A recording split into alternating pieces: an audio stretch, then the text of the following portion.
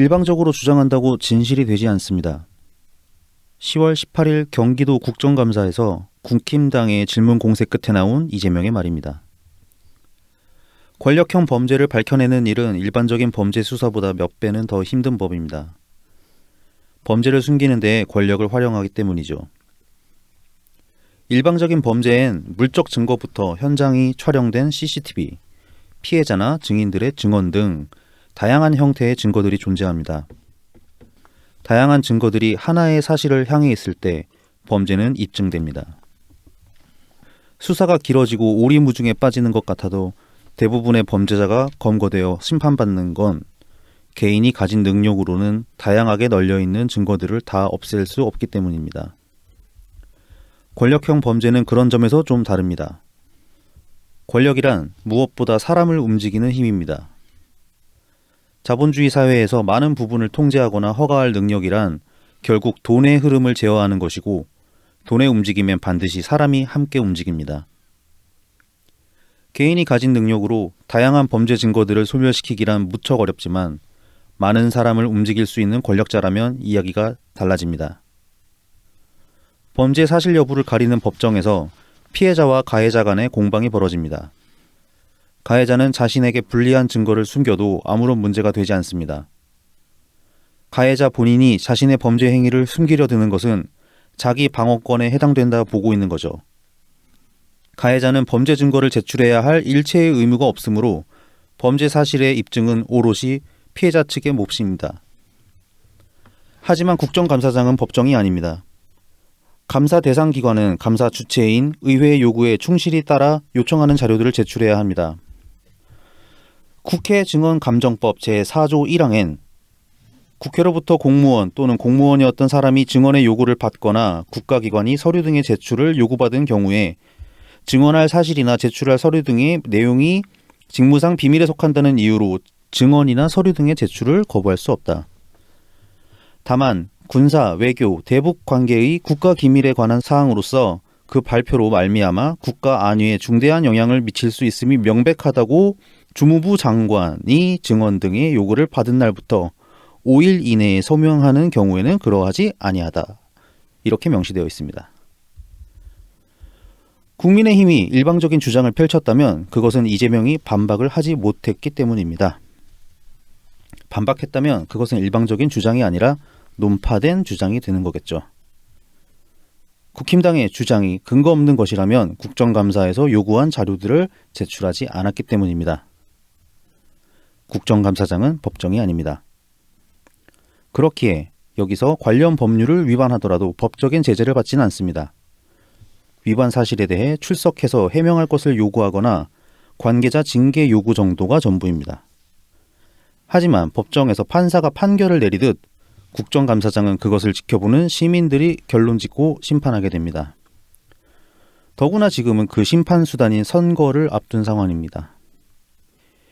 이재명의 일방적으로 주장한다고 진실이 되진 않는다는 발언은 이재명에게 그대로 되돌려집니다. 일방적으로 승리 선언한다고 그것이 승리가 되지는 않습니다. 심판은 국민이 하는 것입니다. 안녕하세요. 10월 22일 금요일 나이브TV 인사드립니다. 저는 나이브TV 블랙하우 PC입니다. 호고맨입니다. 예, 호고맨님 안녕하십니까? 뭔가 좀 나 인사 다시 하려고 그랬는데. 맞다. 예. 준비하신 인사. 네, 다시 한번. 호고맨님. 준비한 인사가 아니고 저도 이제 좀 직함을 하나 붙여볼까 하고. 네. 여의도 민속놀이 연구회장 호고맨입니다. 민속놀이 연구회장이요. 네. 예, 지난주 주말 그 4.4.5.2 게임이랑 관련이 있는 건가요? 뭐 그렇죠. 물론 제가 뭐 연구회장이라는 직함을 제 스스로 이제 뭐 참칭하긴 했지만은 사실 회장 수준의 어떤 실력을 가진 건 아니고 딱지 잘 치시는 분들 많더라고요 보니까. 그렇군요. 네. 뭐 저랑 같이 갔던 분도 아주 뭐 타짜 수준으로 저희 청취자분이신데 대충 보니까 거의 한 90% 승률이야. 막 치는 족족 딱지가 넘어가나요? 그러니까 10번 치면 9번 넘어간다니까. 와, 엄청나네요. 네. 저기 왕년에 좀 딱지 좀 쳐보신 분 같더라고. 와, 그 오징어 게임처럼 하면은 그 딱이 좀 때리시겠는데. 그러니까. 초등학생 상대로도 봐주지 않는 그 진정성 딱지에 대한 진정성 지난주에 잘 보고 왔습니다. 네, 승부의 세계는 냉정한 것이죠.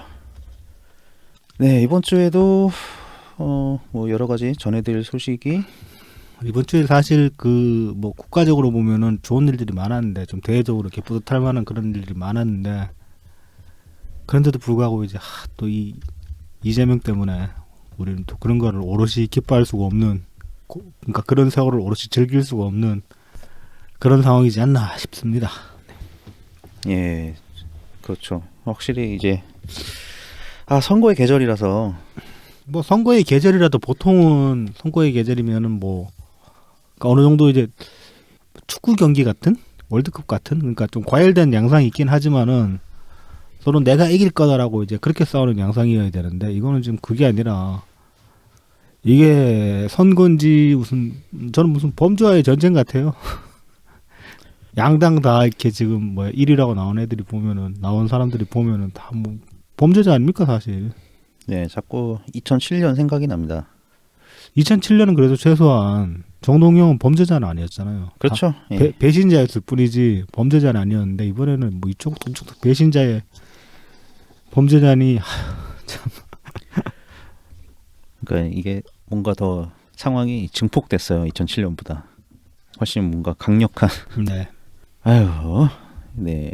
그래서 본 내용에 들어가기 전에 저희를 후원해주신 감사한 분들 소개해드리고 본격적으로 본 내용을 시작하겠습니다. 팟빵을 통해서 그린그린님, 어용방자님 후원해주셨습니다. 감사합니다. 그리고 후원 계좌를 통해서 이옥견님 후원해주셨습니다. 감사합니다. 감사합니다. 자, 그럼 뭐부터 시작을 할까요? 일단 뭐 국감부터 시작해 볼까요? 네. 많은 사람들이 관심 속에서 이제 국정감사 경기도가 시작이 됐어요. 화요일, 수요일 이틀이었나? 네, 이틀. 네, 이틀간. 이틀간 이제 했고 뭐 대체적으로 평가는 뭐 일단 뭐 국민의힘에서 이제 계속 뭐 이재명이 대장동 관련된 것들을 좀 공격을 하긴 했는데 그렇게 뭐 성과를 제대로 거뒀다? 이렇게 뭐 아주 핵심을 찔렀다라는 그런 장면은 많이 나오지는 않았던 것 같더라고요.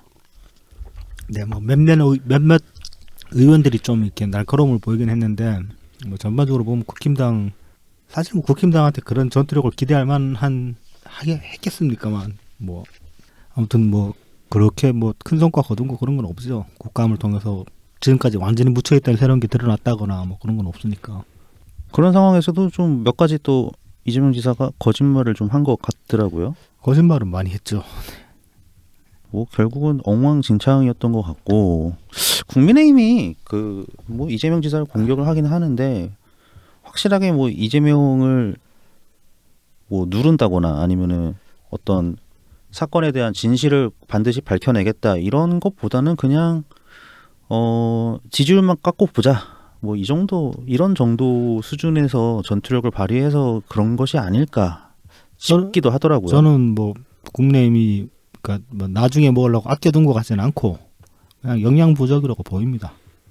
네, 영양 부족. 예. 이게 왜냐하면은 이재명 측에서도 지금 그 뭐 말하자면은 지금 수사기관에서 갖고 있는 정보들이 있을 것이고 네. 뭐 이재명 쪽에 이제 내부 고발로 흘러나오는 정보도 있을 수가 있을 텐데 이재명 측이 뭐 지금 국힘당보다 권력의 힘이 약한 게 아니기 때문에 그쪽에서 정보들을 계속 쥐고 이제 누수 안 되게 억누르고 있는 부분들이 있을 거란 말이죠.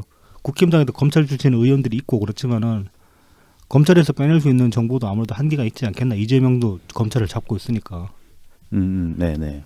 아니면은 뭐 진짜로 말 그대로 앞에서는 싸운 척하고 뒤에서는 다 끼리끼리 그러고 있는지도 모르는 거고. 근데 뭐 그러지는 않을 것 같고 만약에 그렇다면은 국정감사를 저렇게까지 못했을 거니까요. 저렇게도 못했을 거니까. 아니면은 그러니까 여러 가지로 추측을 해볼 수가 있을 텐데 국힘당이나 이재명 쪽이나 그 주류들은 적대적 동맹 관계에 가까운데 그 주류에 속하지 않은 의원들은 이제 개별적으로 이재명을 공격했던 거 아닌가 뭐 그렇게 볼 수도 있겠죠. 네, 뭐 어떤 대장동 그 사건을 보면은 민주당에서 이제 국민의힘 게이트라고 공격을 하는 면도 있는 만큼 네. 좀 얽혀 있는 사람이 그쪽에도 있긴 있으니까요. 뭐 표면적으로 드러나기는 뭐 저희 권성동 같은 양반들이 있으니까. 권성동? 아 권성동이 아니라 누구지? 곽상도. 아 곽상도. 이니셜은 같네. 기억 시에 띄고. 초성이 같으니까. 초성이 같 네. 네, 곽상도. 네, 곽상도. 네, 곽상도 씨 있고 그다음에 그 누구야? 그 평택의 그 원유택. 원효택도 있고 네. 뭐. 뭐든 몇 사람이 이제 얽혀져 있죠. 그러니까 그 이걸 국힘당 게이트라고 말하는 게 억지스러울 수밖에 없는 게 그래서 뭐 저기 뭐야 곽상도나 원유택이 실제로 대장동 인허가에 대해서 관여한 바가 뭐가 있냐고. 그렇죠. 예. 드러난 게 하나도 없잖아요. 그냥 뭐 곽상도 50억 받은 거밖에 없죠. 그러니까 뭐 100번 양보해서 다시 또 이야기를 해봅시다. 그래서 정말 곽상도가 이게 곽상도 게이트라고 치면은 곽상도가 50억을 받고 인허가권자인 이재명을 압박해가지고 이재명이 허가를 해줬다고 그렇게 시나리오가 써져야 되는 거거든요. 그렇죠, 그렇죠. 그럼 이재명은 곽상도한테 저거당한 거 아니야? 협박을 받았냐? 아니 그러니까 그 저기 곽상도 말에 찌그러 들었다는 거 아니야? 시장이 자칫고 강력한 인허가권을 갖고 있는 네. 사람이. 자기 결제 도장 없이 뭐 저희 보도블록 한 장 못 간다는 그 사람이 그렇죠. 곽상도한테 네. 찌그러졌다는 거 아니야? 이것도 말이 안 되잖아요. 말이 안 되죠. 예. 일 잘한다 소리 못하지 이러면. 그리고 또 무엇으로 협박을 했길래 찌그러들었냐? 뭐 이런 생각도 그러니까 상상을 해볼 수는 있겠죠. 뭐 곽상도가 뭐 성남의 지역구를 가져가지고 성남시의 어떤 예산 따오는데 결정적인 역할을 하는 사람이냐? 그것도 아니고. 그것도 아니고. 당시에 이제 민정이 있다가 물러나온 사람이긴 한데 자기가 비리가 없으면 민정이 갈고도 뭐 까라 그러고 그냥 자기 하던 대로 하면 되는 건데 여러모로 봐도 뭐 국힘당 게이트로 덮어 씌울 건덕지가 안 나오는 거죠. 곽상도 돈 받았다 이거 하나만 가지고 국힘당 게이트라고 말할 수는 없잖아요. 그렇죠. 그걸 돈을 받고 대체 뭘 해줬냐 그것까지 따져봐야 되는 거지. 그리고 그 50억이 그러니까 화천대유에서 나온 건데 화천대유에서 과연 곽상도한테 왜 줬냐? 그리고 그 화천대유가 인허가를 받게 된 것은 이재명이 준 거고. 그러니까 뭐 이재명은 성남도시개발공사에서 준 거라고 지금 살살 물을 타는 것 같더라고요. 요즘. 성남 도계공 만든 게 이재명 아니에요? 맞습니다. 예. 뭐 지가 만들어가지고 지 사람들 다 꽂아놓고는 무슨 그것도 지 책임 아니라고 하면은 그 인사도 자기랑 관련 없다는 식으로 하더라고요. 그냥 뽑힌 거다. 그럼 도대체 그동안 한 일이 뭐가 있어요 이재명이? 글쎄요. 뭘 했길래 이재명이 일 잘한다 뭐 이재명은 한다라고 얘기를 할 수 있는 거지? 대체 뭘 했길래? 자기가 한 게 아닌데 다 그런 게? 근데 또 도장은 찍고.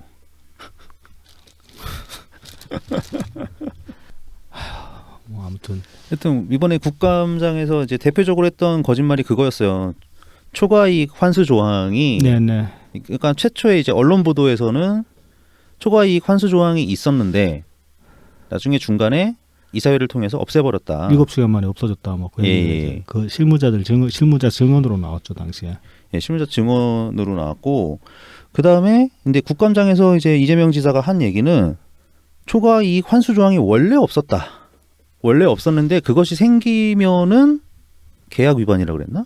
아니, 자기가 그 이전에 말한 거랑 뭐 어긋난다고 그러면서 자기가 그 이전에 이야기했던 어떤 무슨 조항 이거 잠깐 끊고 하여튼 이 초과이익 환수 조항 같은 경우는 뭐 웃겨요. 하여튼 그래서 자기는 원래 없었던 거였고 그래서 내부에서 이제 직원의 건의가 있었는데 뭐 그것을 그냥 안 받아들인 것뿐이다.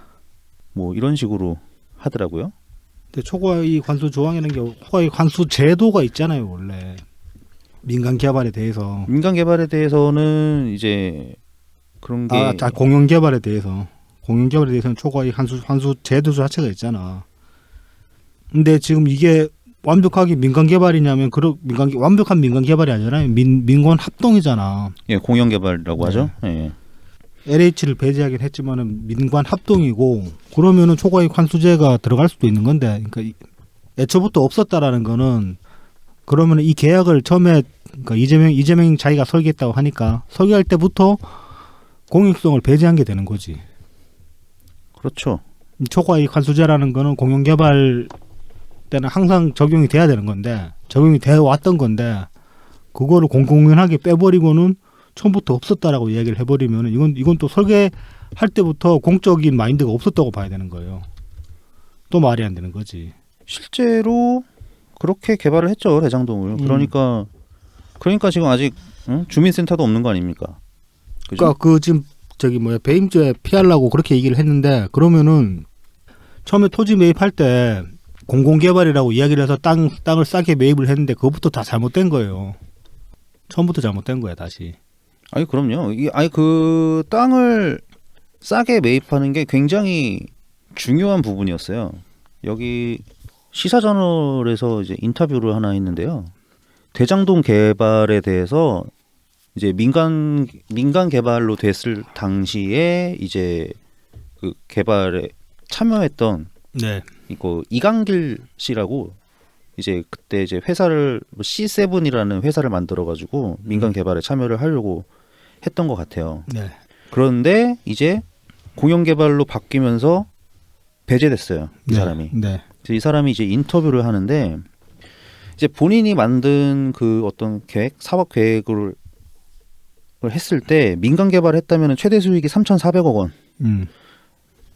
정도가 가능했대요. 네. 그러니까 지금은 1조가 넘게 났죠. 네. 1조가 좀 넘었죠. 대장동이. 네.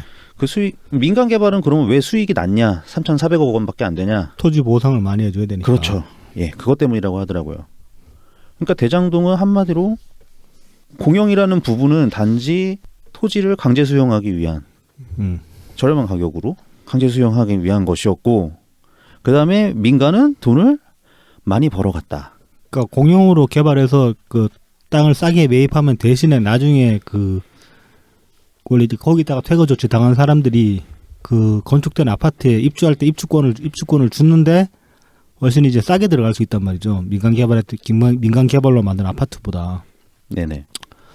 그러니까 이제 그거 때문에 이제 사람들이 땅을 싸게 넘기는 건데, 싸게 내놓는 건데 지금 뭐 그 땅 그렇게 이제 믿고 땅을 싸게 내놨더니만은 정작 지어진 아파트는 공용 개발이 아니어서 그리고 초과이익까지 그대로 그냥 다 허용을 해버리는 바람에 값이 엄청나게 뛰었단 말이죠. 그래서 그렇죠. 그 사람들은 보상금은 적게 받았고 정작 짓고 나서 그 자리에 아파트에 들어가려고 했더니만 너무 비싸서 못 들어가는 그런 상황이 된 거예요. 그래서 이제 그 거기 원래 살던 사람들은 이제 완벽하게 당한 거지, 이재명한테. 그러니까 지금 배임죄 피하려고 그 초과이익 환수 조항 자체가 처음부터 없었다라고 얘기를 해버리면 이건 또 다른 문제가 되는 거예요, 사실은. 배임죄는 뭐 피할 수, 그건 또 다른 배임죄가 될 수도 있는 거지. 초과이익 환수제 자체를 처음부터 적용을 안 시켰다고 그래버리면은, 그러니까 계속 지금 뭐 저기 빠져나가려고 말을 만들고, 그러니까 말 막 이렇게 막 조사 한두 마디 바꿔가지고 이렇게 말 만들어가지고 어떻게든 빠져나가려고 애를 쓰는데 지금 결과적으로 나온 사실이 그대로 이제 불변하는 결과가 있기 때문에 어떤 식으로 빠져나가려 해도 어떤 식으로든 간에 엮일 수밖에 없게 되는 거예요, 이거는. 그리고 이제 그 근본적인 거는 이재명이 책임자라는 거, 거기서는 못 벗어나는 거예요. 그렇죠. 그래서 국힘당 게이트네, 뭐 곽상도 게이트네 아무리 민주당에서 지랄을 해봤자 그게 안 먹힌다는 겁니다. 그리고 이게 뭐 저희만 이렇게 주장하는 게 아니라 일반적인 사람들이 보기에 그렇게들 보고 있잖아요. 그러니까 지금 민주당 지지율 계속 빠지는 거고 이재명 비호감도 막 계속 올라가고 그런 거잖아요. 민주당 지금 지지율 추이가 MBN에서 여론조사 의뢰를 해가지고 네. 한 거를 보면은 국민의힘이 40.4%, 그렇죠. 민주당이 25.6%. 그게 지금 그 격차가 역대급이라고 하잖아요. 민주당 지지율 그만큼 떨어진 게. 아마 그렇긴 할 거예요. 그때랑 비슷할 것 같아요. 그 언제야? 뭐 2007년, 8년. 예. 그때 이제 대선, 총선 지림이 열렬하던 시절에. 예. 연달아지던. 지금은 그때랑 또 상황이 달라도 너무 다른데. 네. 예? 그때는 완전히 그 막 열린우리당 해체하고 이렇게 다 쪼개져 있을 때였잖아요. 그런 다음에 이제 다시 그냥 합쳐가지고 그렇죠. 예? 대선 치르고 어쨌든 근데 그래도 뭐 형편 없으니까 총선 때도 81석인가 그랬죠. 그러니까 네. 100석 안 되는 의석수를 가지고 상당히 이제 힘들던 그런 시절이었는데 지금은 일단 아직 대선 치르지도 않았고 당이 쪼개지지도 않았고 거기도 뭐 대통령님이 일을 못 하시냐면 그것도 아닌데. 그것도 아니죠. 네. 그런데 25.6% 그러니까 뭐 약 한 15% 정도 차이 나는 건데 이거 지금 거의 그 박근혜 탄핵 때 박근혜 당시 이제 새누리당 그 지지율이랑 비슷할 걸요. 이 정도면은 거의 박근혜 탄핵 때 하기가 최악으로 떨어졌을 때 한 20% 밑으로 떨어진 거 한번 본 것 같긴 한데 그 즈음에도 계속 그때도 이제 그 끝까지 고정 지지층들은 남아 있으니까 거의 그 수준인 것 같아요. 제가 지금 보기에. 근데 또 여기에 대한 해석들은 참 또 희한해요. 그러니까 그 뭔가 묘하게 자꾸 이낙연 후보 또는 그 이낙연 후보 지지자들 얘기를 해요. 청와대 이야기도 하고 예. 이게 이제 그런 이야기를 하는 인간들이 누구냐면은 그 몇몇 그 여론조사 기관장들 박시영, 박시영이랑 이택수, 네. 그다음에 지금 이 사람도 그 RN서치 소장도 그런 얘기를 하네요. 그러니까 대장동 논란보다는 경선 여진으로 보인다. 이렇게 차이가 벌어진 게 뭐 경선 여진으로 보인다까지는 뭐 어느 정도 이제 끼워 맞아질 수 있는 말인데 이걸 청와대 탓으로 돌리는 인간들이 제일 골 때리는 거죠. 그리고 저는 뭐 예전부터 얘기했지만은 이 여론기관 조사장들이나 여론기관에서 나온 사람이나 그다음에 특히 정치 컨설턴트 아니 컨설팅하는 인간이 언제부터 선수로 뛰었어요 대체? 그럴 거면 정치를 하든가. 컨설팅하는 사람이 선수로 뛰어버리면은 이건 장외 정치가 되는 거고 이게 문고리 권력인 거예요 사실은. 최순실 가지고 뭐라 그럴 게 아니라니까. 밥벌이 좋아주는 거지 또 그 사람들 컨설턴트가 언론사에 나와가지고 입 터는 게 그거는 그러니까 그거 그 사람 광고 행위 도와주는 거 아니야? 컨설턴트는 애초에 뒤에서 그냥 그렇죠. 뒤에서 응. 그 선거 전반에 관해서 이제 뭐 코치해주고 그런 사람이지. 언제부터 이 사람들이 앞에 나와가지고 주장을 했냐고 자기 주장을 했냐고. 몇 명의 뭐 민지코리안의 그딴 것들을 보면 얘들이랑 최순실이랑 뭐가 다르냐 싶다니까요. 저는 볼 때마다. 민지는 확실히 그렇죠. 민지는 원래는 그냥 뒤에서 원래 정상적인 영업을 했었죠. 컨설턴트만 하면서. 네. 근데 이 인간들이 이제 거기 원래 사장하던 놈은 이제 민주당으로 들어왔고 그래서 총선 때 뭐 전략 사이드 네. 직책을 맡았었죠. 그다음에 이제 이 박시영 이 사람은 이제 언론사 출연하고 자기 유튜브도 열고 그러면서 민주당에 잔소리하고 그러고 있죠. 웃기는 놈들이라니까요. 어쨌든 뭐 그러면서도 뭐 이제 여기서 이제 그대로 나타난다고 봐야죠. 이제 대장동과 이재명이 관련이 있다고 생각한다. 이런 사람들이 절반을 훌쩍 넘어가는 그런 상황이죠. 명백한 사실이 두 가지잖아요. 지금 대장동 개발에서 초과이익이 크게 발생을 했다. 이건 명백한 사실이고 그다음에 그 대장동 개발의 책임자는 이재명이다. 이것도 명백한 사실이라고요. 거기서는 못 벗어나요. 이재명이 뭐 자기가 사람을 뽑았네 안 뽑았네 뭐 아무리 변명을 해봤자 못 벗어난다고. 서류로 남아 있잖아. 사인 다 한 거. 그리고 본인이 자랑질을 한 게 아니 그 자랑들 한 것도 한두 개가 아니고 한두 개 네. 진짜 지방 선거 때부터 했잖아요. 자기가 그걸로 돈 많이 남겨가지고 사람들한테 나눠줬다고.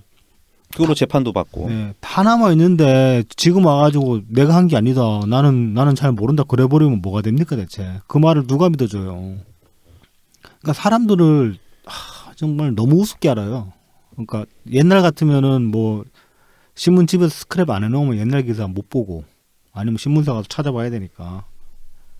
뭐 TV도 방송 나오고 나면 뉴스 일일이 녹화하는 사람이 있지 않는 이상은 뉴스도 지나가 버리면 다 흘러가 버리는 거니까 옛날에 했던 말들 잘 기억 못할 거다 그러고 그렇게 우길 수 있을지 모르겠는데 지금은 그런 시대가 아니잖아요. 검색만 하면 다 나오지. 기사들 다 남아있지. 설령 뭐 언론사 통제를 했는지 뭐 친구비를 매겨가지고 기사를 내린다고 해도 이미 다 아카이빙 돼 있고 캡처 떠져 있고 그런 세상이라고요 지금은. 그렇죠. 이제 사람들이 아카이브부터 먼저 하잖아요. 네. 우긴다고 우겨지는 세상이 아닌데 옛날에 다 했던 말 그거 다 부정한다고 그렇게 부정이 됩니까?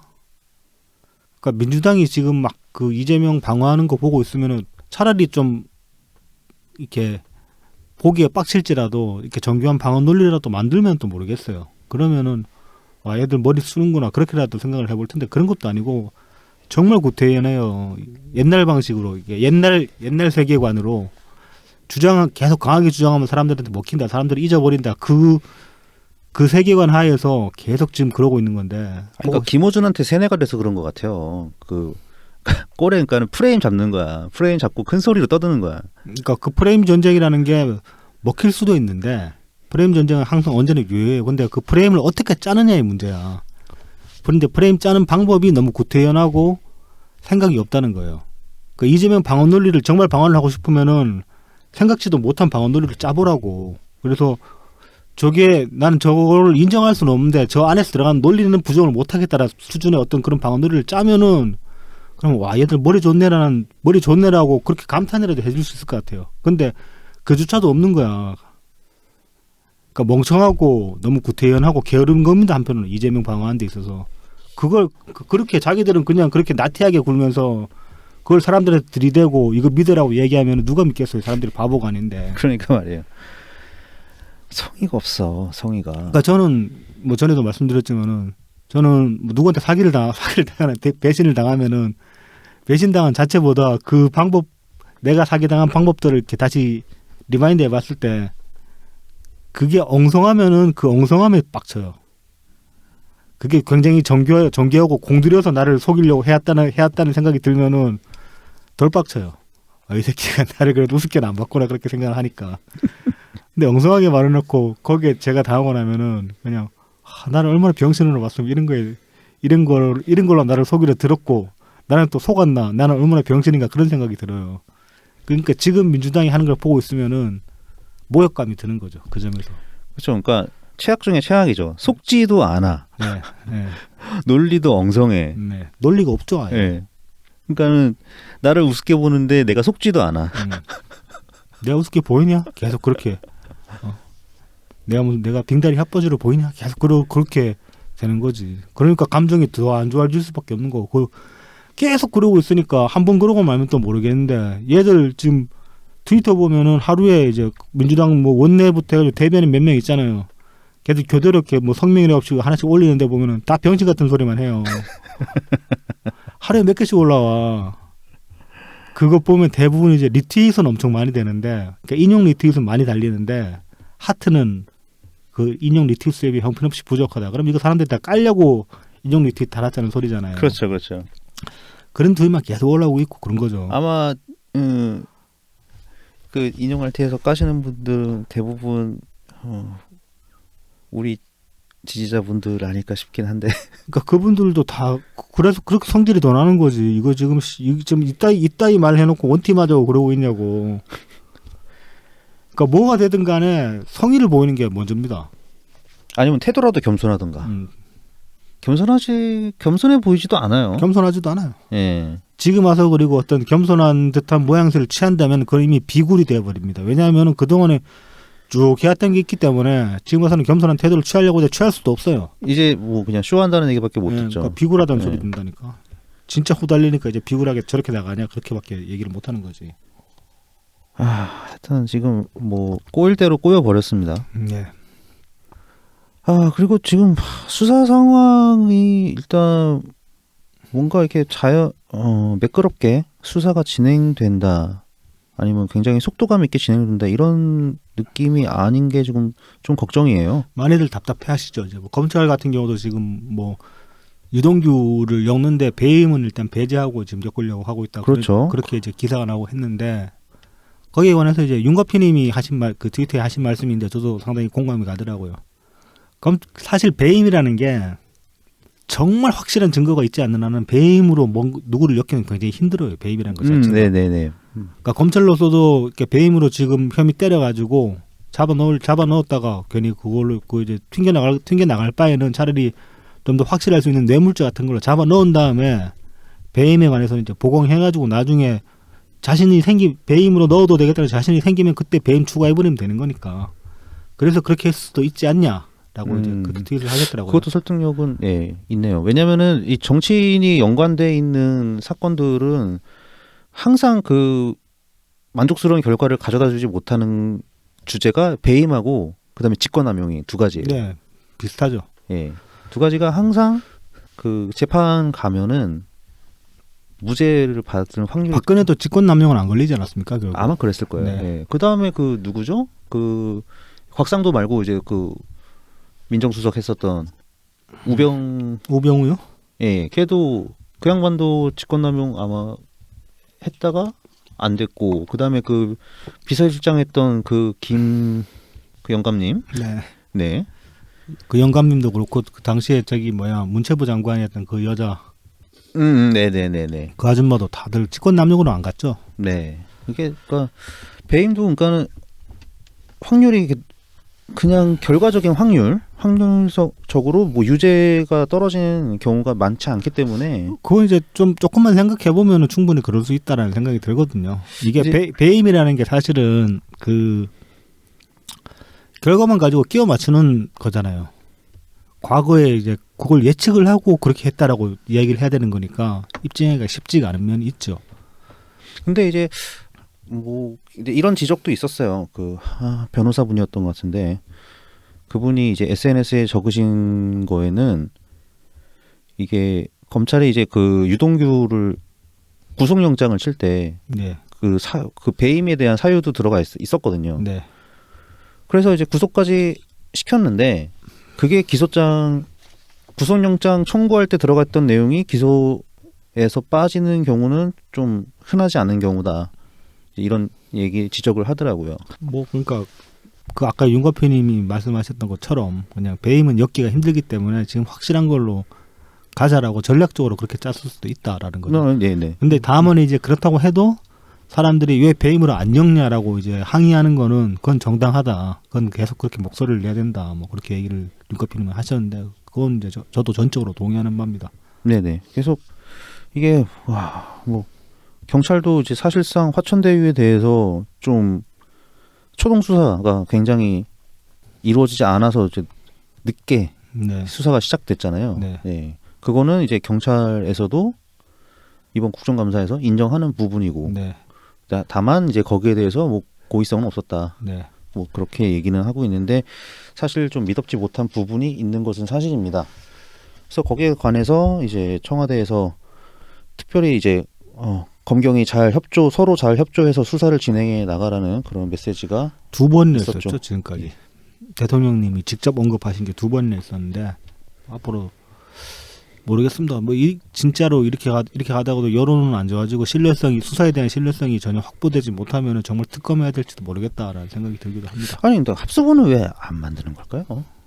합수는 사실 그 뭐 이낙연 후보가 주장해서 그러는 게 아니라 지금 어떤 등장 인물들이나 이런 면면을 보면 이게 권력에 닿아있던 사람들도 많이 있기 때문에 합수본을 통해 가지고 좀 더 속도도 내고 그다음에 데이터도 굉장히 다방면으로 그 범죄 증거 아니면 뭐 자금 흐름 이런 것들을 확보를 해야 될 것 같은데 뭐 하고 있을지도 모릅니다. 그거를 꼭 뭐 큰 소리로 언론에 떠들면서 해야 되는 건 아니니까.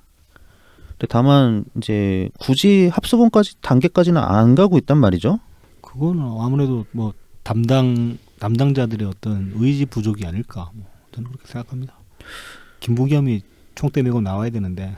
그러니까 그런 거 정리할 수 있는 사람은 사실상 뭐 총리긴 하죠. 네. 예, 총리가 이제 모든 부처를 정리하라고 있는 거니까. 관할하니까. 네. 하여튼 뭐 좀 석연치 않은 부분이 있습니다. 네. 그래서 뭐 그냥 그것까지 잠시 짚어봤고요. 네. 그다음에 이제 그 국정감사 때 그 오랜만에 이름이 나온 네. 한 분이 계셨죠. 네. 심상정 의원. 예, 정의당 전 대표. 지금 현 정의당도 그 대선 후보 경선을 했어요. 네. 그래서 이제 정의당이 후보시기는 하죠. 네. 네, 그래서 이번에도 네. 네, 심상정 전 정의당 대표께서 네. 대선 후보가 되셨습니다. 그 이번 국감장에서 좀 만말을 하셨다고 해야 되나? 뭐 만말. 네, 네. 그런 셈인데. 뭐 이재명을 상대로는 누구든 만말을 할 수가 있죠. 네. 민주당만 지금 못 하고 있어요. 그 심상정 의원이 계속 이렇게 그 책임 대장동에 관한 책임 관련해 가지고 추궁을 하니까 이재명이 좀 이렇게 말리는 듯한 그런 장면도 연출이 되고 했었는데 뭐 이제 그 기존의 어떤 진보 보수 그러니까 민주 진보 진영 이렇게 놓고 보면 심상정이 이재명을 공격하는 게 좀 낯선 모습일 수도 있습니다. 그렇잖아요. 사실 그동안에 얼마 전까지만 해도 불과 몇 달 전만 해도 뭐 심상정이 이재명한테 뭐 빈말인지 진심인지 좀 뼈 있는 농담처럼 그렇게 뭐 자기 당 정의당으로 오라 뭐 그런 얘기도 하고 그랬을 정도였으니까. 네, 그랬었죠. 예. 그랬었는데 이제 이번에 국감에서 보면 이렇게 막 상당히 공격적인 모습을 보였단 말입니다. 이게 이제 뭐 여러 가지로 해석을 해볼 수도 있을 텐데 이것도 일단은 사실은 정의당이랑 이재명의 한 편이 될 수가 없어요. 그 민주 진보 진영이라는 그 프레임으로 보면은 왜 저러지 싶을 수 있는데 그 진보 진영 안에서의 어떤 그 개파들을 따져 보면은 지금 이재명 쪽에 붙어 있는 개파는 정의당이랑 철천지 원수인 개파거든요. 경기 동부. 예. 그러니까 구 통진당 네네. 쪽 사람들 그쪽 사람들이랑 정의당은 지금 그 민주당 지지자들이 국힘당 싫어하는 것보다 더 싫어합니다. 진짜로 원수예요 거기가. 그 수준이니까 절대 우호적일 수가 없는 거고. 그러니까 뭐 간단하게 얘기하면 구원이 있죠. 예, 구원이 그러니까 아주 오래된 계속 쌓여온 누적되어온 그런 구원이 있는 거고. 그러니까 그 점에서 보면은 유시민이 이재명 캠프 측에서 이렇게 러브콜을 보냈는데 유시민이 안 간다고 공식적으로 이야기한 게 그것도 이제 이런저런 해석이 가능한데 뭐 유시민이 만약에 이재명이 지금 계속 이렇게 그 부정들이 드러나고 있으니까 만에 하나 나가게 되면은 그 교체 선수로 유시민이 들어가려고 준비 중이다, 몸 풀고 있다, 뭐 그런 예. 소문이 있기는 하죠. 뭐 그런 얘기도 있는데 뭐 그걸 제껴놓고 보더라도 유시민도 이제 정치 그 진영적인 그런 부분으로 따져보면은 절대 섞일 수가 없는 거죠. 저쪽 가면 환영을 못 받아요. 들어가면은 내부적으로 환영을 받을 수 없을 뿐더러 유시민 본인도 안 좋아할 겁니다. 거기랑 섞이기 싫을 거예요. 그리고 일단 이 대선 후보 관련된 소문은 말이 안 되는 게 유시민 민주당 당원도 아니잖아요. 하지만은 김호준을 등에 업으면 어떻게 될지 모르죠. 하기야 유시민이 당 적이 없으니까 만약에 유시민이 이재명이 대타로 들어가려면은 그냥 무소속으로 출마해서 단일화. 네, 단일화하는 식으로 그렇게 들어갈 수밖에 없겠죠.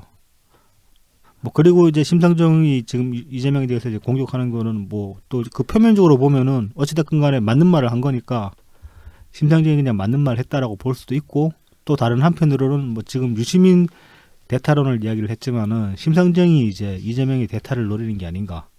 다만 저는 그거를 심상정이 지금 다음 대권에서 이제 당선되려고 한다기보다 만약에 이재명이 헛발질을 하면 할수록 이쪽 진보 쪽에 지금 진보 진영 내부에서는 개파가 갈려 있지만은 외부에서 일반 그 시민들이나 아니면 그 진보 진영을 지지하는 분들이 보기에는 그냥 같은 팀으로 보이잖아요. 그럼 이재명이 나가리 되고 나면은 그 갈 곳 없는 표들이 어디로 갈 거냐? 정의당이 이삭 죽게 해야죠. 네, 그 이삭 죽기를 하려고 지금 이제 이재명을 공격하는 게 아닌가. 우리는 그때 이때도 바른 말 했다라고 그렇게 명분을 남길 수가 있으니까. 뭐 그렇게 생각이 됩니다. 심상정의 이번 국감장에서의 발언들은 보면은. 근데 크게 이렇게 막 다시 되새겨 볼 만한 그런 말들을 많이 한 건 아닌 것 같고 그냥 일반론 수준에서 제가 국감장에 갔더라도 할 법한 그런 얘기들 했으니까 심상정이 뭐 특별했다고 보기는 힘든 것 같고 뭐 그렇습니다. 네, 그냥 뭐 책임 얘기했었죠. 네, 뭐 심상정이 그래도 간만에 맞는 말 했다. 우리랑 비슷한 소리를 했다. 그 점에서는 의의를 찾을 수 있는 것 같고요. 그 정도. 네. 네. 그러면서 또 이제 화제가 됐던 발언이 있었어요. 네. 근데 이제 이재명 씨는 아니고 국민권익위원장 전현희 위원장이 네. 김영란법에 관련해서 상당히 놀랄만한 발언을 하셨어요. 네, 상당히 벙 찌는 발언을 했죠. 그러니까 이런 거였죠. 무료 변론 아니면은 그러니까 변호사 수임을 안 받고 뭐 대신 변호를 해줬다. 이게 그럼 김영란법 위반이냐? 이제 그런 식의 질문이었나 봐요. 네. 거기에 대해서 뭐 친한 관계, 오랫동안 친한 관계거나, 가까운 사이면은 뭐 예, 뭐 그럴 그다음에 수도 뭐 있다라고 친목회, 친목회를 뭐 아니면 동문회 이런 것들을 오래 했다던가. 그러니까 가까운 사이라면 뭐 가능하다 뭐 할 수도 있지 않냐 뭐 그런 식으로 이야기를 한 거죠. 참 이게 그리고 이제 뭐 그 다음 날 권익위 이게 이제 그 반발이 정말 심하니까 권익위에서 다음 날 이제 그 입장을 내긴 했어요. 이게 그냥 뭐 사실은 이렇게 그렇게 말한 취지는 그 이게 그 김영란법이 위배되는지는 좀 더 따져볼 여지가 있다라는 내용으로 말을 하면서 이제 있다라는 내용을 전달하면서 그런 식으로 말을 했다라고 얘기를 하는데 그 권익위의 그 입장을 수용을 한다고 치더라도 전현희 위원장은 상당히 말을 잘못한 게 되는 거죠. 그러면은 만약에 정말 그 당시에 전달하려고 했던 내용이 그거였으면은 그냥 지금 당장 그걸 이제 김영란법이 위배되는지 안 되는지 따져보기에는 뭔가 좀 따져볼 만한 근거가 부족하다라고 이야기를 하고 말았어야 했는데 그게 아니라 뭐 친한 사이면은 뭐 변론 해줄 수도 있지 않냐라고 얘기를 했다는 거는 그냥 이재명 입장 옹호하는 것밖에 안 되거든요. 어떻게 들어도. 그렇죠. 그 권익위에서 나온 변명이 말이 안 되는 거죠. 또다시 말이 안 되는 거죠. 이것도 말하자면 사람들을 우습게 보냐. 이걸 지금 변명이라고 내놨냐. 그렇게 나올 만한 변명을 한 셈이 되는 거죠.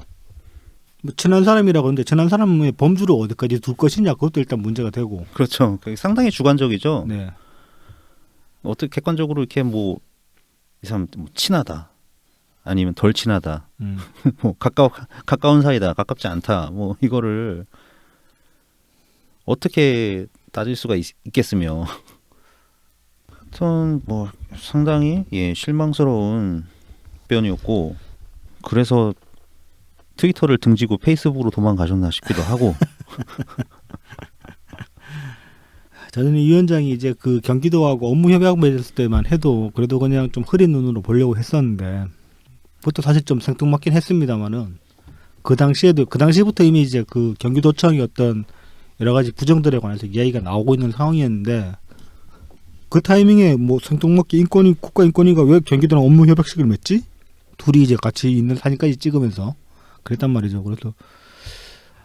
그래서 이제 이거 전현희 또 이재명이 붙었나라는 생각이 들긴 했어도 그때까지도 흐린 눈으로 봤어요. 저는 그냥 이제 뭐 말을 아꼈는데 저렇게 이거는 지금 이 국감장에서 한 얘기는 정말 대놓고 지금 이재명 방어해 주는 거 아닌가 그 생각밖에 안 들어가지고 다르게 이해를 하려고 해도 다르게 이해를 할 여지가 없어요. 도저히. 또 권익위 하면은 이게 그 공공기관의 청렴도를 측정해서 발표하는 그런 기관이란 말이죠. 네. 네. 초대 권익위원장이 김영란입니다. 네. 그랬군요. 네. 초대였나 전임이었나 아무튼 김영란 대법관이 여기 위원장으로 있던 조직인데 거기서 지금 대놓고 김영란법을 정면으로 부정하는 발언을 해버린 거예요.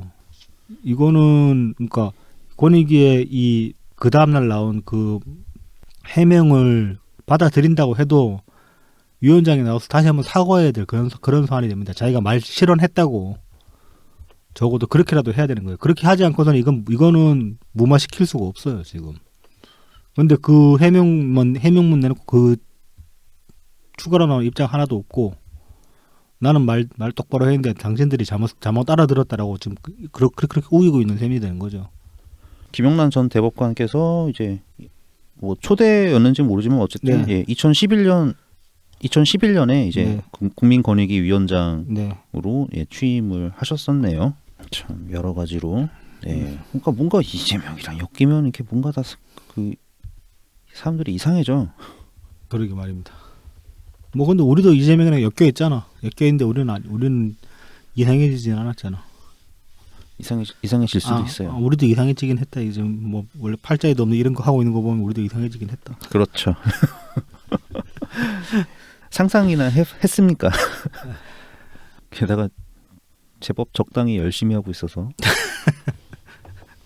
열심히 하는 거는 사실 저 같은 경우는 제 의지는 아닙니다.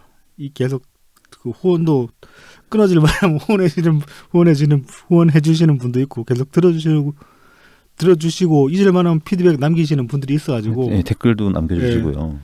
안 할래 안 할 수가 없어요. 네. 이런 게 이제 책임감이라고 하는 거겠죠. 예. 호랑이 등에 올라탔다 뭐 저는 그렇게 생각합니다. 아 예, 무서워요. 솔직히 말해서 정말 무섭습니다. 네, 그래서 저 안타까운 권익위원장 전현희 권익위원장 소식 전해드렸고요. 그다음에 오늘인가요? 어제였나요?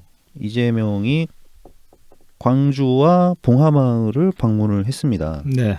네, 그러면서 이상한 기사가 하나 나왔어요. 네. 그 권양숙 여사께서 네. 이재명 네.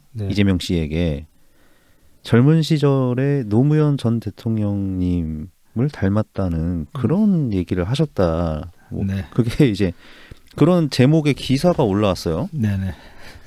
진짜 확 끌어오르는데 이거 참 얘기를 하면서 감다운 하십시오. 저도 지금 계속 정신줄 잡고 있지 않습니까? 안 그래도 옛날에 이재명이 뭐 전투형 노무현 뭐 이런 얘기할 때마다 분노를 짜증이 많이 났죠. 예. 네. 뭐가 닮았다고 또 혹자는 이런 말씀도 하시더라고요. 저는 잘 눈치를 못 챘는데 이재명이 뭐 연설 같은 거에서 노무현 대통령님 말투 억양을 좀 흉내를 냈다? 저 경선 후반부 하면은 예. 좀 그런 느낌이 듭니다. 그러니까 흉내가 제대로 내어지지는 않았는데 네네. 배치마킹 하려고 한 거 아닌가라는 느낌이 들긴 해요, 살짝. 그 억양이 이재명은 고향이 안동이고 네. 노무현 대통령님은 이제 부산이니까 약간 경상도 사투리 억양이 좀 다르지 않나요, 두 사람이? 그러니까 저희 억양을 따라했다기보다 예. 노무현 대통령님이 어떤 그 완급 조절이나 설명하기는 좀 힘든데 네네. 아무튼 뭐 노래로 치면 창법이라고 해야 될까? 네네. 뭐 그런 면에서 이렇게 좀 그 분위기를 따라가려고 했다. 분위기를 벤치마킹 하려고 했다. 뭐 그런 느낌은 저도 조금 받았는데 네네. 다만 택도 없을 뿐더러 결국 짤로 남는 거는 나 하는 거 그러거나 짤도 남고 노무현 대통령님을 벤치마킹 하려고 했는데 무슨 이상한 심령부흥회 같은 그런 분위기라 연출하고 혼자 눈 감고 막 팔 하늘로 치켜들고 이상한 소리하고 그런 느낌만 남았기 때문에 뭐 결과적으로는 실패다. 네네. 뭐 따라할 걸 따라해야지.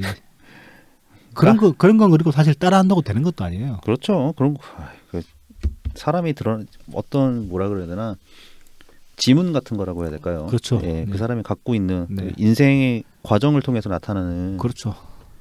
것이기 때문에 뭐 하루 아침에 어떤 천재적인 뭐 연기자가 아닌 이상은 연기자도 그런 식으로 이렇게 딱 변신하려면 몇 개월간 준비하고 그렇죠. 해야지 가능한 일이지 네, 한 네. 방에 되는 게 아니잖아요. 그렇죠. 어쨌든 그래서 이 기사가 나왔는데 이게 사실이 아닐 것이다라는 그런 뭐 일단 그 권양숙 여사님이 그렇게 말씀하셨다라고 전했다는 게 뭐 전재수 발이라고 하죠. 전재수 의원. 네. 이번에 이제 봉하마을 따라갔었나 보군요. 네, 뭐 따라간 것 같더라고요. 수행했다고 해야 되나? 남국이만 수행하는 줄 알았더니 전재수가 하는 말을 어떻게 믿겠습니까? 지금 이 판국에 계속 사람들 통수를 한두 번 친 인간이 아닌데. 그렇죠. 그리고 좀 알려지신 네임드라고 해야 될까? 네, 좀 알려지신 분, 분이 페이스북에 이제 글을 남기신 걸 보니까 김찬식님 말씀이시죠? 네네. 네. 좀 재미있는 말씀하셨더라고요. 네. 이 권양숙 여사님이 이제 외부 어떤 정치인들 방문이 있어서 이제 면담을 하실 때 두 가지 스타일이 있다고 합니다. 그래서 사진이 남는 경우와 사진이 남지 않는 경우 이렇게 두 가지로 나눌 수 있다고 하는데 네. 사진이 남는 경우는 이제 권양숙 여사께서 이제 만나실 때 불편함이 전혀 없는 사람, 네. 그런 케이스에 이제 사진이 면담하시는 장면이 사진으로 남는다고 하고요. 네. 그 다음에 불편한 사람, 불편한 사람의 경우에는 사진이 남지 않는다고 합니다. 근데 이제 이재명 씨 같은 경우는 이번 말고 전에도 이제 봉하마을 가서 권양숙 여사를 이제 내방을 한 적이 있거든요. 네. 그때도 사진이 안 남았고 이번 면담 때도 사진이 남지 않았다고 해요. 그래서 이제 김찬식 님의 그 올리신 글에 비추어 보면은 네. 이재명은 이제 불편한 사람에 더 가까운데 그런 사람한테 이제 노무현 대통령을 닮았다라는 그런 표현을 하셨을까? 아닐 가능성이 이제 좀 높은 것 같아요. 그러니까 이 이재명 캠프의 엄플. 그러니까 확실한 거는 그런 거는 있네요. 이 이재명이랑 권양순 여사님이랑 이름으로 사진 검색을 해보면은 네, 이 저기 뭐야 노무현 대통령 기일에 이제 행사 네네. 할 때 그때 이제 야외에서 여러 사람 있는 자리에서 같이 찍혀가지고 이제 서로 만나서 이제 인사를 나누는 사진 그런 사진들은 나오는데 그 이재명이 권양순 여사님 그 찾아뵙고 뭐 이렇게 면담하는 그런 광경이 있는 사진은 하나도 없어요. 뭐 맞는 거 김찬식님 말씀이 맞는 것 같긴 합니다. 네. 이거 그래서 얘기가 여기까지 오니까 옛날 그 안철수가 생각나더라고요. 안철수가 2016년에 예, 그랬었죠. 그 네. 이희호 여사님 네, 만났을 때 네. 녹음기가 가지고 뭐 자기 지지한다고 그랬다고. 예. 하여튼 저런 건 다 해 진짜. 저는 오늘 이 기사를 보고 참 또 생각이 든 게 결국은 이재명은 또 지가 대통령 되려고 하면은 문재인 대통령님 덕을 봐야 되고 그다음에 노무현 대통령님 후광을 입어야 되는데 거기에다가 뭐 당연히 뭐 김대중 전 네. 대통령님 그러니까 후광도 거기서 벗어날 수가 없는데 왜 지금까지는 계속 거기에 대해서 계속 이렇게 뭐 반발하고 응? 그러니까 반노짓 실컷 해놓고는 실컷 해봤자 결국은 이렇게 될 수밖에 없는데 지금까지 대체 왜 그랬냐 그렇게 생각이 없었냐 저는 그런 생각도 들어요. 그러니까 만약에 이재명이 지금까지 해온 그러니까 화천대유집 같은 걸 다 해오면서 우리하고 그러니까 그 대통령 지지자들 그다음에 문재인 대통령님 본인 그다음에 뭐 노무현 대통령님 그분들한테 잘했다고 쳐봅시다. 그럼 지금 어떻게 됐을까? 뭐 훨씬 뭐 이미지 포장하기 수월했겠죠. 그랬으면 아마도 지금 이낙연 후보 지지하시는 분들이 전부가 다 이재명을 지지하지는 않더라도 상당수는 이재명 방어하는데 같이 했을지도 몰라요. 저는 그렇게 생각하거든요. 네, 뭐 분위기가 많이 달라지긴 네. 했을 거예요. 그런데 지금까지 이제 이재명이 자기 어떤 정치세를 키우는 데 있어가지고서는 그런 분들을 주류로 프레이밍하고 자기는 언더독이라고 그러면서 계속 반대하는 목소리를 내왔단 말이죠. 그리고 그 단순히 뭐 어떤 정책적인 반대만 한 게 아니라 인격적인 뭐 도덕적인 면에서 심하게 공격을 해왔단 말이죠. 그랬다가 지금 와서 이제 또 필요하니까 지금 와가지고 손 벌리는 격인데 말하자면은 자기도 자기가 가진 자산이 절대 그분들 못 뛰어넘는다는 거를 모를 리가 없는데 그동안은 실컷 그래놓고 지금 와서 왜 이러냐 싶은 생각이 듭니다. 어쨌든 뭐 그런 거를 해결하기 위한 마법의 단어가 있잖아요. 원팀. 근데 그 마법이 하나도 안 먹히고 있잖아요. 먹히죠. 그 자격 있는 사람이 외쳐야. 아니, 그러니까 원팀을 하려면은 뭐 저번 방송에서 말씀을 드렸던 것 같은데 원팀을 하려면은 승리자답게 승리를 해야 돼요. 그렇죠. 예. 문재인 대통령이 그 원팀 말씀하셨을 때 선거 때 원팀 말씀하셨을 때 2012년이나 17년이나 12년에도 안철수가 땡깡 부린 거 다 들어줬어요. 문재인 대통령님이. 그렇죠. 하고 싶은 대로 하라고. 다 수용한다고.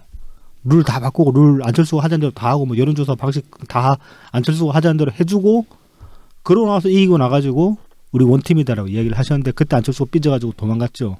그랬죠. 그러면 명분이 안철수한테는 없는 거죠. 왜냐하면 해달라는 거 다 들어줬으니까. 그런데도 이겼으니까. 17년도 마찬가지 아닙니까? 경선 방식부터 해가지고 이런저런 이야기들이 있었어요. 문재인 대통령님은 거기에 관해가지고 뭐 이렇게 세부적으로 따질 것도 없다. 해달라는 대로 다 들어주겠다. 그렇게 말씀을 하셨다고요. 그러고 나서 뭐 그때는 당연스럽게 이기는 거지만은 이기고 나니까 원팀이라고 말씀을 하셨는데 발언을 재개할 여지가 없죠. 불만 있는 거 다 들어줬으니까. 그러니까 이재명이 지금 원팀을 이야기하려면은 저기 결선까지 갔으면 됐어요. 그거 하나면 끝났어요, 진짜로. 다른 거 다 적게 놓더라도 뭐 그 경선 과정 동안에 이낙연 후보 공격했던가 그런 것까지 다 했다고 쳐도 결선 하나만 수용했어도 원팀 소리 할 최소한의 명분은 생겼을 겁니다, 지금. 그렇죠. 원래 그러라고 있는 게 결선 투표 제도니까요. 네. 그리고 이제 내가 손해 볼 거 알지만은 당신들 요구를 들어줬다라는 명분이 생기니까. 그러면 우리는 솔직히 우리가 이제 그 이후에 어떤 이재명 반대를 외칠 정당성이 훨씬 줄어듭니다. 명분이 줄어듭니다. 그러면은. 그렇죠. 네네. 그러니까 심적으로는 반대할 수 있지만은 이거를 대놓고 소리치기에는 소리쳐서 사람들한테 공감해드리려고 말하기에는 우리 스스로 뻘쭘해지는 감이 있을 수 있었는데 그런 기회에 지가 다 날려버린 거죠. 그러니까 원팀을 하려도 못해요 지금은. 네네. 우리 말하는 거 다 귓등으로 흘러들었는데 뭐 우리가 뭐 아쉬워서 원팀을 하냐고. 우리가 뭐 빚진 게 있다고. 이 원팀 얘기 나왔으니까 이제 지금 계속 이낙연 후보님한테 찝적대고 있는데 아 진짜 징글징글 하더라고요. 이낙연 후보님이 최근에 이제 페이스북에 글을 어제 오늘 연달아 남기셨어요. 한동안 이제 아예 그냥 그 대외적 뭐 기사에서도 찾아볼 수 없었고 이낙연 후보님 동향 같은 거를 뭐 한동안 그냥 저기 종로구 그 자택에서 그냥 여사님이랑 뭐 여행 다니고 그러셨다고 하더라고요. 여행이라고 해서 멀리 나가시지 않으셨겠지. 그러니까 그렇죠. 네. 원래는 그 지방 돌면서 이제 지지자분들께 인사드리려고 그럴 계획이었는데 그걸 일단 이제 좀 지지자분들 감정도 아직 남아있고 해가지고 지금 돌아다니면 이제 뭐 이재명 선거 방해하는 그런 꼬락 모양새가 연출될 수도 있으니까 그건 일단 이제 보류하신 것 같고 그냥 뭐 집에서 이제 그렇게 좀 휴식을 취하고 계셨다고 하는데 어제 이제 그 누리호 발사 성공 후에 페이스북에 글을 남기셨더라고요. 보셨습니까? 그걸? 아 지금 화면에 띄었습니다. 보시면 이제 저는 그래서 이제 누리호가 그 궤도까지 로켓으로 밀어 올린 데는 성공했는데 그 궤도 잡는 건 실패했다고 그렇게 나오잖아요. 네네네. 그래서 이제 완벽한 성공은 아니다. 뭐 그렇게 얘기를 하는데 사실은 로켓 성능 테스트에 가까웠기 때문에 실험 자체가 그렇게 보면은 궤도까지 어쨌든 간에 추진력을 올렸으니까 그 면에서는 충분히 성공적이다라고 말할 수 있는 거고 그래서 이제 이낙연 후보님도 말씀하시기를 완벽한 성공은 아니지만은 뭐 성공이다. 뭐 기쁘다. 우리나라가 자랑스럽다. 뭐 그렇게 말씀을 하셨어요. 페이스북에. 네. 그러니까 뭐 누리호 발사 같은 경우는 이제 연구진에서도 이제 이 정확하게 궤도에 안착되지 않을 가능성까지 염두해서 했는지 네. 그 위성이 이제 실제 우리가 사용할 위성이 아니라 덤이잖아요. 예예. 그러니까 견본, 네. 견본 위성의 견본 모사체라고 표현하더라고요. 네. 네. 모사치니까 덤이죠, 덤이. 예. 작동 기능은 없는. 네네네. 그래서 뭐 충분히 어떤 뭐 의도된 네 행위였고 그래서 얻을 수 있는 데이터를 얻지 않았을까. 네. 그래서 이제 나중에 성공적으로 인공위성 궤도에 안착시킬 수 있는 뭐 이제 내년 5월에 3차 또 실험한다니까 그때 가면 또 더 나아지는 걸 보여주겠죠. 네. 아무튼 이낙연 후보님의 이제 페이스북 글에서 제가 이제 좀 꽂혔던 문장이 목표에 완전히 이른 것은 아니지만 절반 이상의 성공이라고 평가합니다라고 하신 요 문장이거든요. 네. 이게 어떻게 보면은 우리한테도 좀 적용되는 말이에요. 우리가 3차 경선 때 그렇죠. 했던 거. 그리고 그게 이제 경선 전반을 봤을 때 결과적으로 최종적인 어떤 판가름 난 거는 3차라고 봐야 되기 때문에 그렇게 보면 우리가 의도한 완전한 성공에는 못 이르렀지만은 3차 경선 결과를 실패라고 할 수 있냐? 그건 아니거든요. 그렇죠. 네. 그래서 이 말씀이 어느 정도는 염두에 두고 하신 말씀이 아닌가라고 혼자 넘겨짚어 봤습니다. 네. 그럴싸한데요? 뭐 이어서 이제 오늘도 페이스북에 글을 하나 올리셨는데 이 윤석열이 이제 전두환에 관해서 뭐 5.18 한 거 말고는 뭐 잘하지 않았냐 그런 식으로 얘기를 했단 말이죠.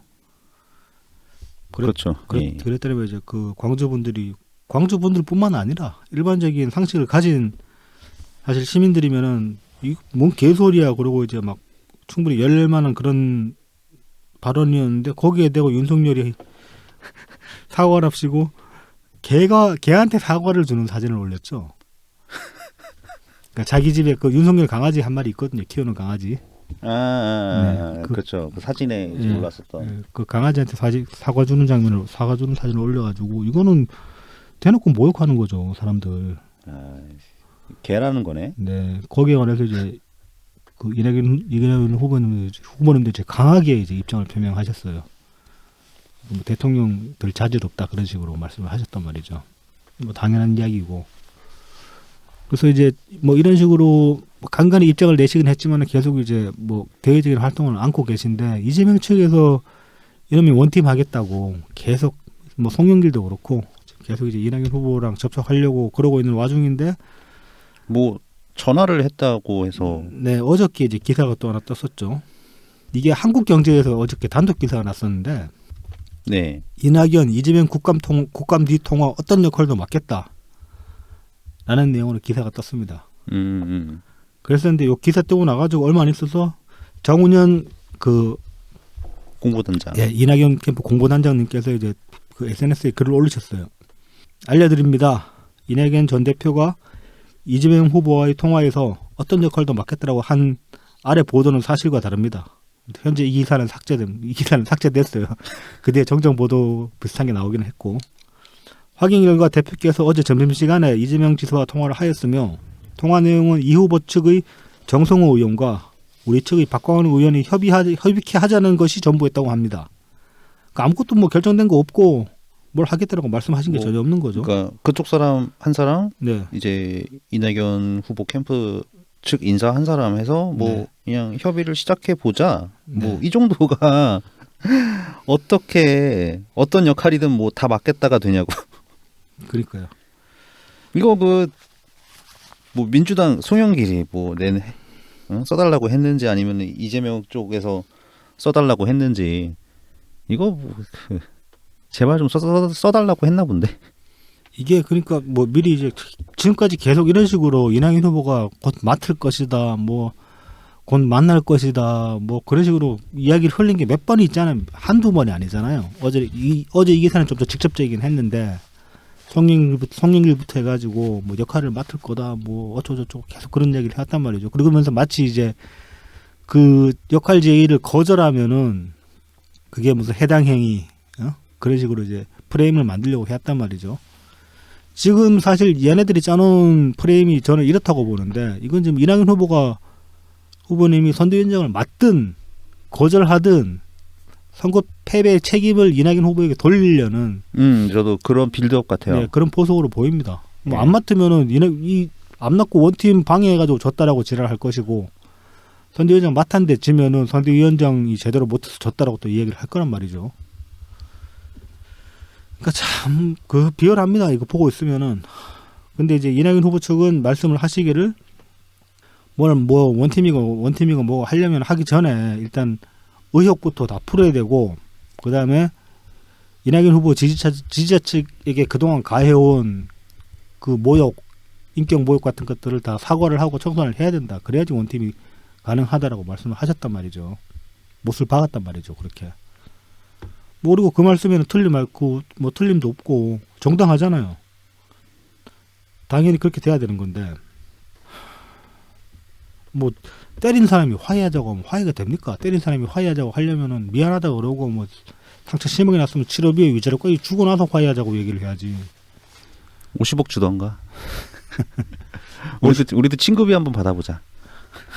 근데 우리 받을 사람이 너무 많은데요. 그러니까 50억을 몇십만 명한테 줘야 될 텐데. 뭐야 3차 선거인단 10만 명이 10만 명이 넘는데.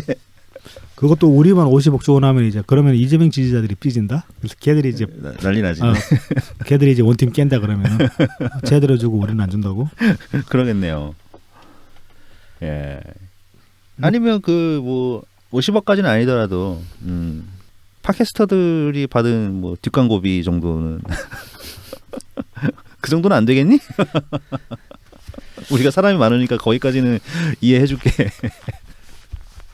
그것도 다 주려면은 기둥뿌리 뽑히지. 아, 뽑히죠. 이거 기본소득이 그래서 한다는 거 아니에요, 이거? 그러면서 이제 오늘 또 언플을 한 게 네. 이재명 측이 이제 이낙연 캠프에서 나오는 이제 신복지 정책이 훌륭한 구상. 아, 그거 진짜 어처구니 없더라고요. 뭐 그러면서 이제 마치 좀 뭐 그 이낙연 후보의 공약을 수용할 것처럼 그렇게 얘기를 했는데 우리가 바본 줄 아나. 그러니까요. 신복지도 하고 기본 시리즈도 하려면은 우리나라 인구가 지금 이대로인 상태에서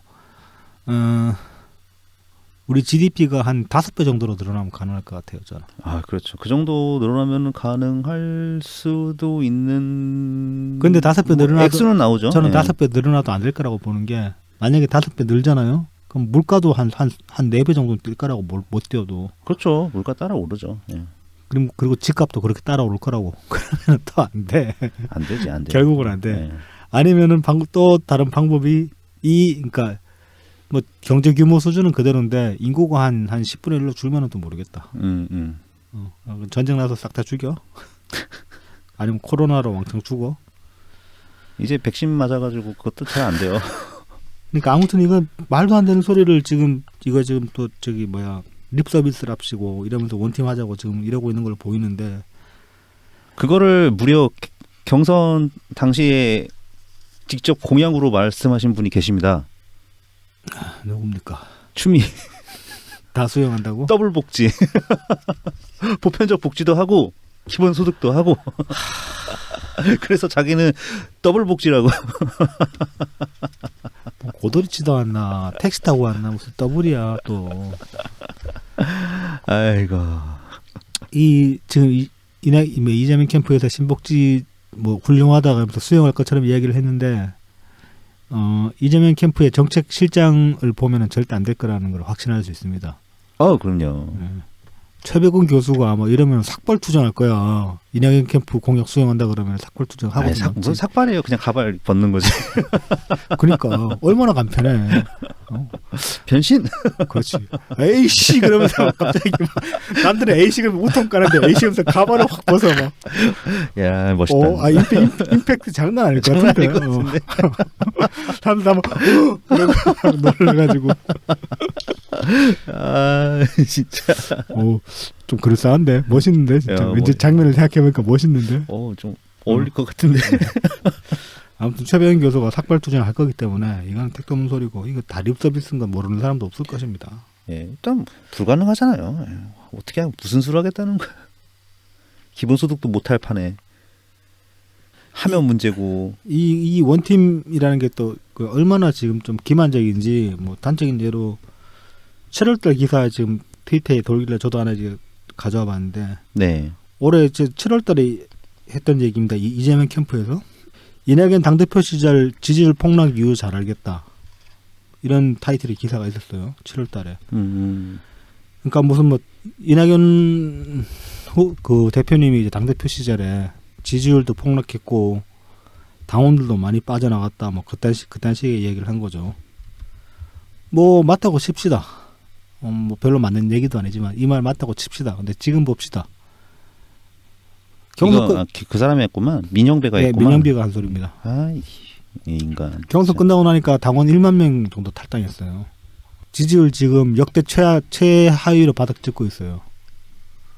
뭐 7월달에 민영배한테 나는 뭐 7월달에 그렇다 치고 7월달에 이 말한 건 그렇다 치고 그럼 지금 어떻게 생각하냐고 되묻고 싶고 그 다음에 이런 식으로 이건 거의 그냥 모욕에 가까운 모욕에 가까운 게 아니라 모욕 그 자체지. 모욕해놓고는 지금 와가지고 원팀 하자고 그러면 되겠냐고요.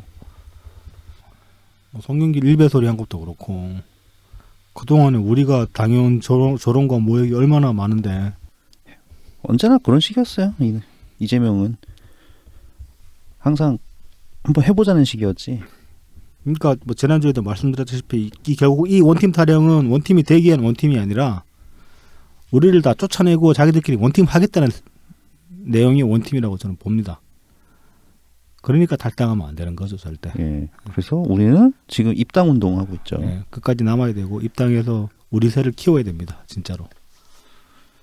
그러려면 평소에 착하게 살아야 되고 사람들한테 뭐 밥도 많이 사주고 커피도 많이 사줘야 되고 그렇습니다. 야, 경제가 활성화되겠는데. 그러니까 이제 그런 거는 또 이제 그런 거를 잘 하시는 분들이 잘 해주셔야 되고 저처럼 까칠하고 성질 더럽고 사람들하고 별로 이렇게 친화적이지 않은 사람들은 또 나름의 역할이 있겠죠. 이제 뭐 막 영업 3차 경선, 3차 선거인단 네. 막 영업 막 100명 넘게 하시고 그런 분들이 아마 잘하시겠죠. 뭐 근데 우리도 우리 나름대로 하긴 해야 돼요. 뭔가 주변에 이렇게 좀 정치에 관심이 있는 것 같은 그런 분들이 있으면은 적극적으로 이야기를 하고 이러이러한 역사가 있다 그런 식으로 그런 이야기도 해주고 하면서 이렇게 사람들을 많이 모아야죠. 네. 그래서 그게 이제 싸워 나가는 방법이고 그리고 또 민주적인 방법이죠. 네. 네, 뭐 이거는 이거 가지고 또 무슨 뭐 조직이네 어쩌네 그러면은 그 민주주의 자체를 부정하는 겁니다. 네, 그렇죠. 네. 자발적으로 자기가 자기 주변인들 설득해서 입당시키고 그래서 어떤 정치적인 의견을 내게 하는 게 얼마나 민주적입니까? 선거가 뭡니까? 사람들한테 내 편 들어달라고 얘기하는 게 선거예요. 그렇죠. 네. 그게 선거 과정이고 그 결과가 반영되는 게 투표고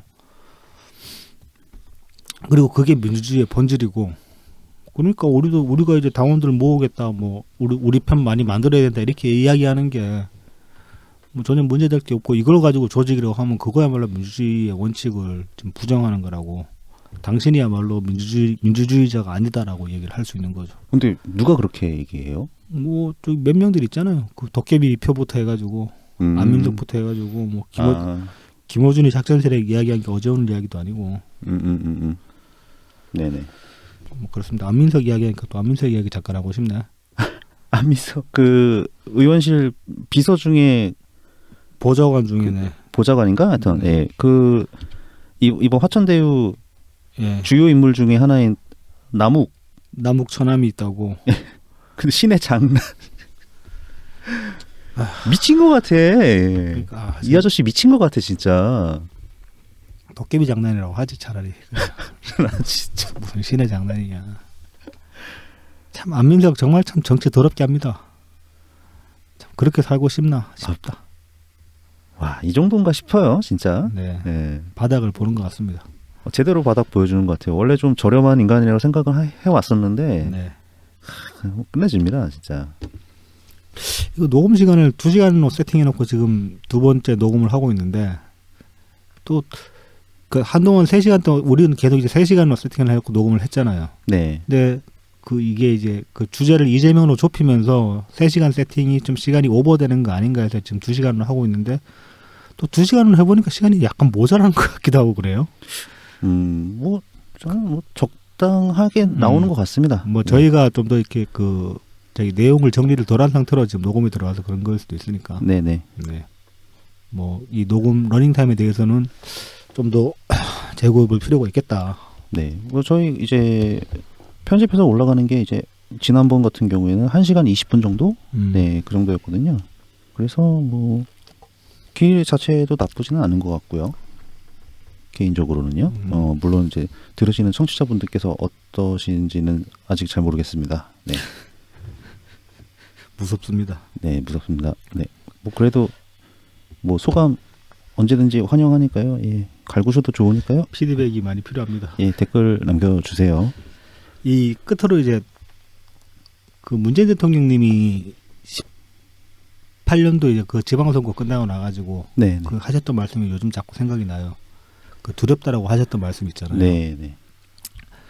민주당이 거의 다 싹쓸이한 그 결과가 두렵다. 뭐 그렇게 말씀을 하셨는데 그 말씀이 그 담고 있었던 의미가 시간이 지날수록 점점 더 이제 그게 더 많은 내용을 담고 있었던 게 아닌가라는 생각이 들거든요. 어쩌면은 그 지방선거에서 그 승리를 보시고 나가지고 문재인 대통령님은 지금 상황을 예견하셨을 것 같기도 해요. 그러니까 열린우리당 때 겪어봤으니까 그렇게 네, 그때 압도적인 선거 승리가 어떤 식으로 민주당이 변질되어 가는지를 정말 그 산 증인이잖아요. 청와대에 네. 있으면서 다 보셨던 분이니까. 아, 그때 청와대에 계시지 않았구나. 저기 도망가셨다가 돌아가셨구나. 아, 히말라야 다녀셨던가? 네, 가셨다가 노무현 대통령님 탄핵되고 나가지고 돌아가셨어요. 아, 돌아오셨으니까 청와대 돌아오시고 나서 그 다음에 총선이 선거- 나왔으니까. 네. 계셨겠구나. 그때 뭐 네네. 출마하라는 권유도 받고 그랬다고 하시니까. 예.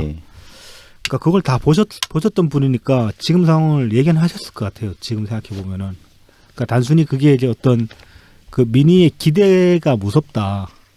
이만큼 정부에 큰 기대를 걸고 있는 그 자체가 이제 무거운 짐이 되지만 열심히 하겠다. 뭐 그런 의도로 하신 말씀일 수도 있고 당시에는 저는 그렇게 이해를 했는데 그것 이상의 어떤 내용까지 담고 있었던 게 아닌가라는 생각이 요즘 자꾸 듭니다.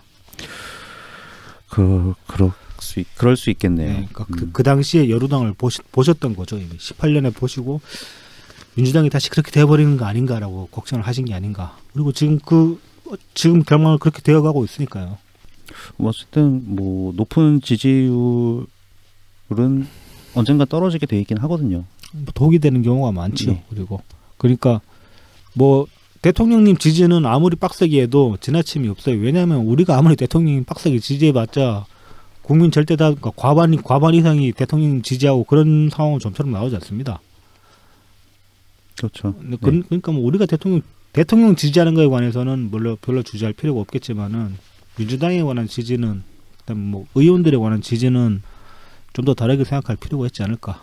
뭐 앞으로 저는 뭐 제가 할 수만 있다면은 어떤 선거였든 간에 뭐 국힘당이 과반 넘어가는 일은 절대로 있어서는 안 되겠지만은 민주당도 과반 줘서는 안 된다는 생각이 듭니다.